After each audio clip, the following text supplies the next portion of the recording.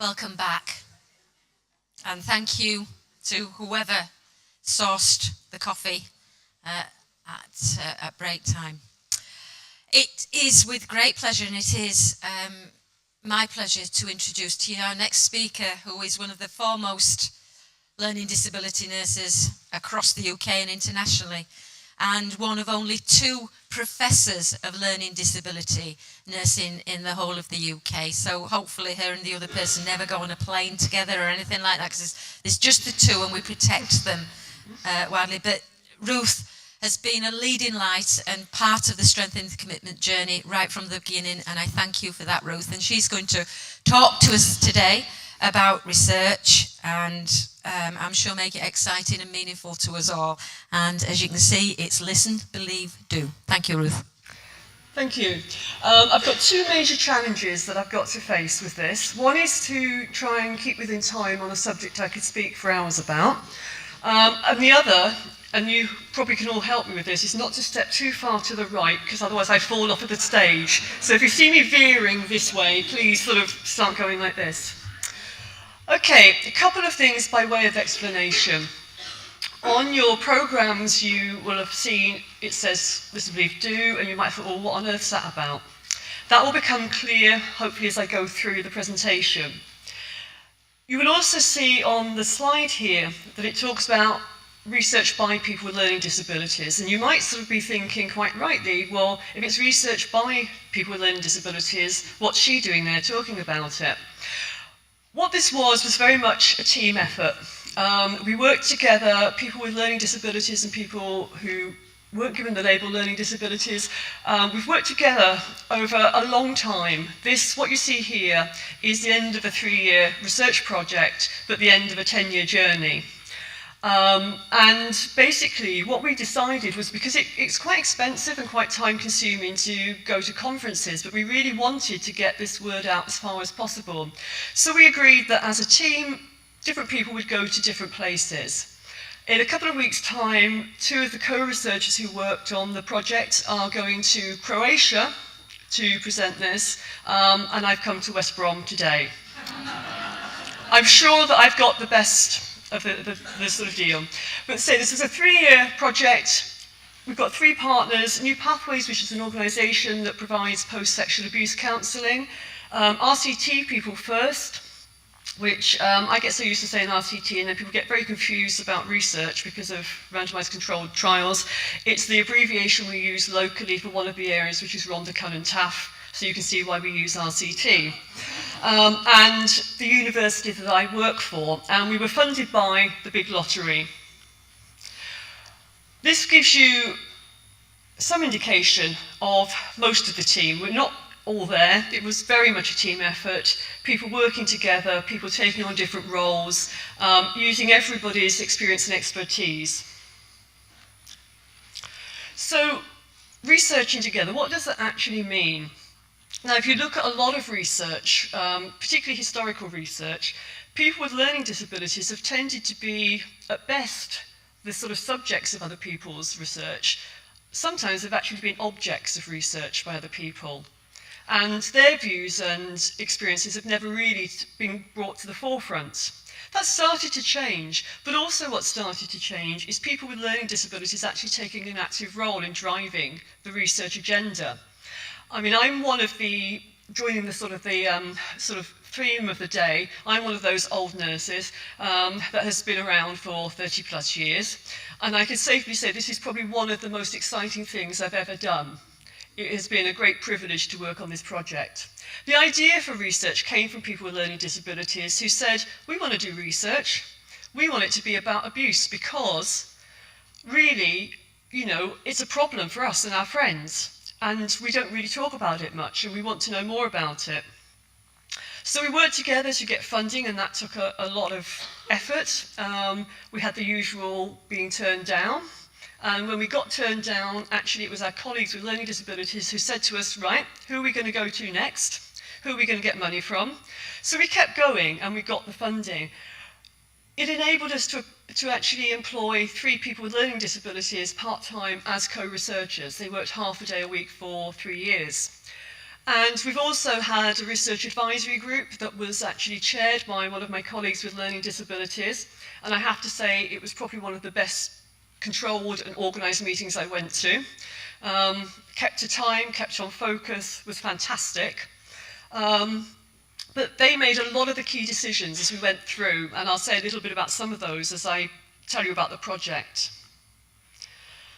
What we know about abuse from the literature is that generally disabled people are at greater risk of abuse than other people. But also there's some evidence that within the disability group, people with learning disabilities are at greater risk than other people with disabilities. But, and there's always a but, if you look at a lot of the research that's been done, it's either counting how many times abuse occurs, or it's looking at attitudes of staff or awareness and things like that, or it's looking at people with learning disabilities being taught. It's not really about, so what are their thoughts about this? You know, how do we work with people? How do we support people? So we came up with 4 questions. What do people with learning disabilities understand by abuse? What are their views about abuse? What help and support do they need to keep safe?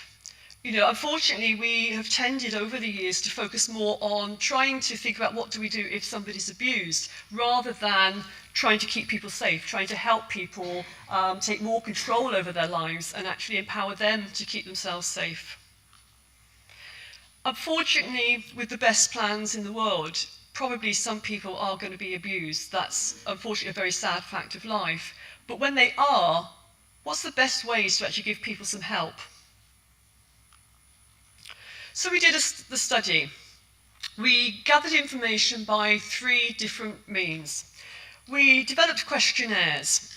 I should say before each of these, we did training around questionnaires, we did training around focus groups and interviews and looked at what was required. But we put together questionnaires using obviously pictures, symbols and easy read language. We tested them out with people from a different area to see whether or not they were okay, and we then finally agreed on what we were going to do. Individual interviews, what happened there was one of the co-researchers and a supporter co-facilitated an individual interview. And then we had focus groups, and they were held, and we had obviously a group of people, but we had activities to try and actually focus people's thoughts on things. As I said, I can only give very brief information about this, but please do stop me and I can tell you lots more if you want. One of the sort of, I suppose, innovations was how do we ask people to take part? We felt that it was very unfair to say to people, come and have an interview about abuse, and then say, thank you, goodbye, and leave them to go off into the great beyond. So what we did was in the proposal, we actually got funding to hold a 3-day residential event. We invited people to come along to that, and we had, basically we did the questionnaires for everybody there, we did the interviews, and we did focus groups while people were there. In the end, 49 people came along. They had the activities that I've talked about, the research activities, but they also had a variety of other activities going on. So they were able to do things like, it was close to Christmas, so there was some craft classes doing Christmassy things. The one that I was really upset about missing, because I was doing some of the interviews, was there was chocolate making. But I did manage to sneak one afterwards. But there was lots of different activities, and what we did was we got student nurses to actually organise some of that and facilitate that. Some learning disability student nurses, but also mental health student nurses. And it was great to see them take, you know, things like leadership, things like organisational skills, communication, all of those were developed as well during those sort of 3 days. So it was a way in which research can engage people and actually help people learn an awful lot of skills that perhaps people don't always think about in terms of research. We sent out the postal questionnaire after we had the residential, and overall 107 people with learning disabilities took part. That was 47 people attending the residential event, and the others obviously via the postal. So what did we find? Perhaps before I just go through this, I ought to say that the analysis was done as a team again. Sometimes if you look at some of the literature, people sort of say, oh, analysis, abstract, bit difficult for people with learning disabilities, I don't know. Don't underestimate people. We had a fantastic time doing this. We had to do first of all, we had a training session. And again, it was for me, I had to think about, well, how do I convey analysis in a way which people can understand and we can all access? In the end, we used the analogy of a jigsaw puzzle, that all of us have done jigsaw puzzles, and what do? Well, you look at it all, you sort out the bits with straight edges and you put them to one side, you find the corners, and then you look for colours, and somehow you move it around a bit and you get a picture at the end.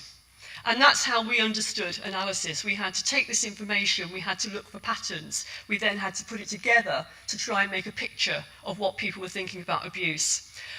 One co-researcher with his personal assistant took responsibility for doing the questionnaires and very conscientiously sat there and tallied these 107 questionnaires until he got the totals. And the other two worked individually on the interviews and the focus groups, developing their own ways of doing that. One person used colour coding. Another person thought, okay, I can do cut and paste and put it into questions and things like that. But at the end, we had data that we could use, and then we discussed it as a team. And the value of having the insights of people with learning disabilities in that analysis was absolutely fantastic, because they have experiences and insights I don't have. Yes, I've researched, yes, I can look at this information, but they could talk about what some of these things were actually meaning. So in terms of abuse, people knew about lots of different types of abuse, all the usual ones in terms of physical, sexual, psychological. People also included things about racial abuse. And what was interesting was a couple of people throwing up issues about how they'd been abused by some people because of their learning disability and by other people because of their race and their ethnicity, and how those actually came together, and it was quite difficult. They also talked about domestic abuse. Just because you have a learning disability doesn't mean to say that you're not going to be abused by a partner. And one woman said, well, it was my fault, I deserved it. And you think, how many times, if you look at some of the domestic violence literature, do you hear that coming from women? So, do people have more in common with other people with learning disabilities, or perhaps sometimes with other women in that situation? Things which we need to think about. What really, I suppose, didn't shock me, but worried me, was not everyone is told about abuse. Some people said that they'd seen it, they'd had courses, perhaps with People First or something like that. Some people said, well, I've seen it on the television. It might have been a programme which was helpful, but we all know that sometimes the way information is presented in that context is not always a good reflection of what happens. But what was most worrying was some said they'd only learnt about it when their friends were abused and their friends told them, or they'd only learnt about it when they were abused. How do you protect yourself if you don't know what you're protecting yourself from? What are people's views about abuse? Lots and lots of strong feelings. I've only pulled out a few here. Understandably, people feeling angry, people feeling embarrassed. People who are embarrassed aren't likely to report it to other people and to get the help and support they need. People feeling upset. But one which came through probably about 5 or 6 times was variations on this theme of it makes you feel as if life's not worth living. It makes you feel as if you should give up. You might hurt yourself. You might harm yourself. Again, I think an area we need to think very carefully about how we do support people. In terms of what help and support do people need to keep safe, they said learning to speak up. That came through from a lot of people, which you might say, well, okay, they went to self-advocacy groups, they probably would say that. But my co-researchers said, well, that's great, but what if other people don't listen? And they were saying that quite often people say about abuse, nobody listens, nobody believes you, nobody does anything. If that happens to you, you're less likely to report it another time. Another thing was making sure that people know where you are. Sounds very, very sensible, but hands up, how many of you would feel comfortable with making somebody else aware where you are all the time as adults? Funny enough, not many hands. And as, again, one of my co-researchers pointed out, I think that's more for the benefit of the staff than it is for us. So we need to think about how do we respect people's rights for independence, but at the same time make sure that people are safe, or as safe as they can be. Staying away from nasty people, again, good advice. But what happens if the nasty people actually are living next door to you? And how do you stay away from them? What happens if it's other people actually in the same house as you, where people are living with people who have difficult behaviours? How do they get away from them then? And having someone to talk to who can sort things out for you. What's the best ways to help people who've been abused? People being there for them. Again, eminently sensible. People believing them. It doesn't always happen, and there's a couple of other studies as well where I've come across this, where people have sort of said, nobody believed me. Support for the person to live their life. What this was about was where you have somebody who has experienced abuse, in an effort to try and keep them safe, sometimes people almost like put them in a cocoon and they're not allowed to do anything. Because they were abused in such and such a setting, well, they can't go to that setting anymore, or they can't do this activity or that activity, and they find their world sort of shrinking. To be told what's happening, people said, I reported it, I don't know what happened, nobody came back to me. So what needs to happen? Basically, it's everybody's problem. Everybody has got a role to play. We need to check how policies are working.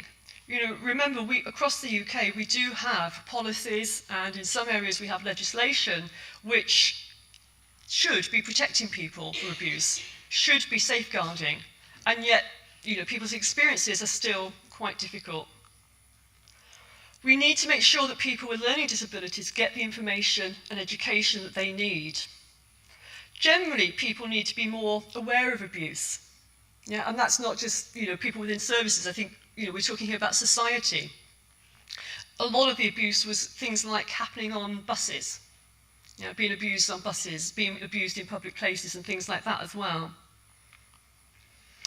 If people are abused, counselling and support needs to be available at the right time.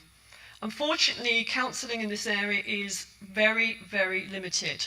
If people do get access to it, it's normally quite a long way down the line, by which time some of the issues which they're facing have maybe become almost like chronic problems. If you look at some of the literature on self-harm, you look at some of the literature around other sort of mental health problems, if you track back, quite often there is some kind of history of abuse which was not recognised or responded to at the appropriate time. And, you might expect a researcher to say more research is needed. Now, this is where my co-researchers were extremely helpful. I sat there thinking, oh, right, okay, so we've got to get this together. How do we pull this together? What are the key messages? And they just got it. They want people to listen. They want people to believe other people when they say they've been abused. And they want people to do something to change things. And so that's really the sort of key messages which have come through, which we've been trying to sort of get out there in terms of posters, in terms of various other sort of formats, and I'll show you one in a minute. But basically, those are the messages. So what have we done? And I did check. I think all of this is going to be uploaded, hopefully after the event. So you should be able to access this if you want to download it. We've got written reports. The reports, basically, there's two aspects to it. One is about doing the research together, and one is really the findings around abuse. Now, the easy read version, because to make it more accessible, we've actually split that. So one is about the findings, one is about actually how we research together. But those are available in English and Welsh versions. And we also have a full report, which brings the two together, and a summary. So you can actually access those from that link. You can download them. We want people to read it. We want people to use it. We want people to act on it. What we've also done, and this resource is then, you've got the link if you want to follow it up, is try to get some information for people with learning disabilities.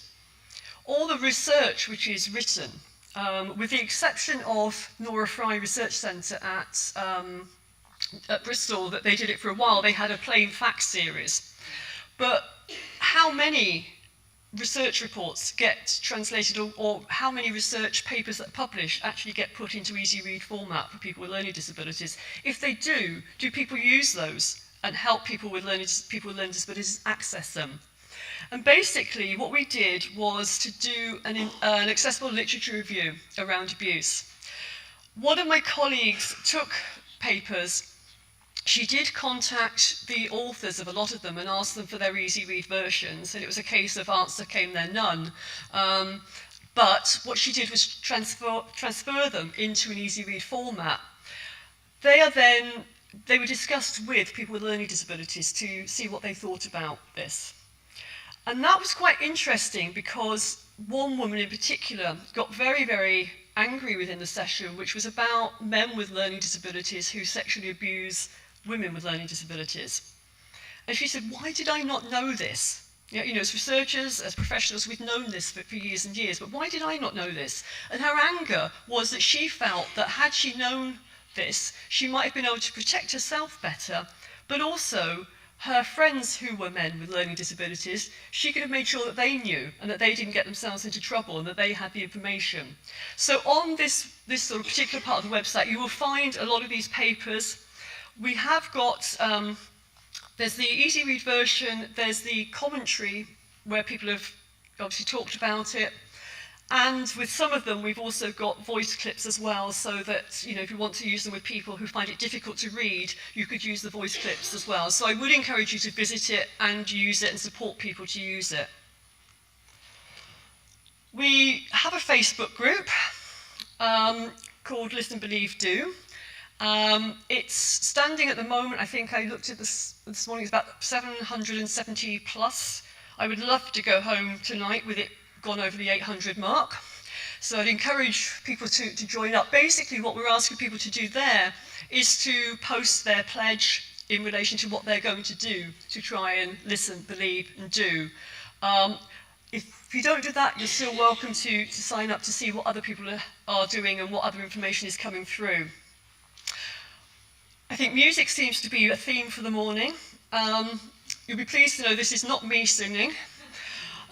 One of our, it's a long story as to how we found the person to do this, but anyway, the person who did this is a young local singer who was more than happy to use a song that he'd written, which is called, funny enough, I Believe.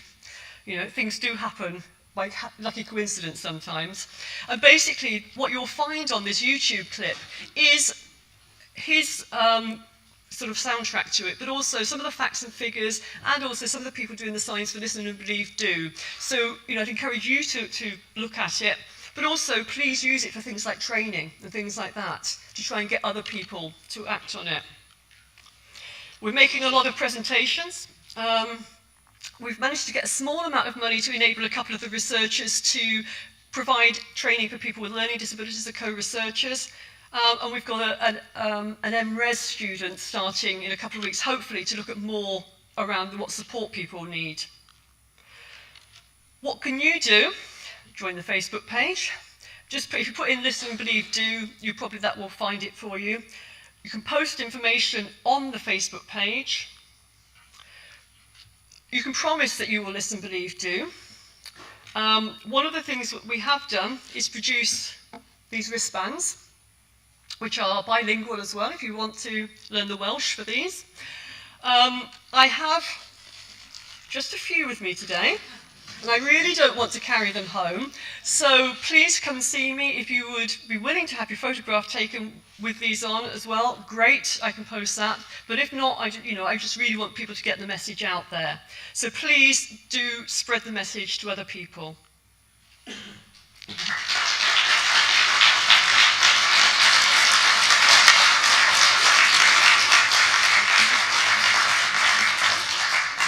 Ruth, thank you. Thank you for putting to bed the myth of researchers living in ivory towers, not doing meaningful research that makes a difference to people's lives. That was absolutely fascinating on many levels. And just to say, I've got mine already.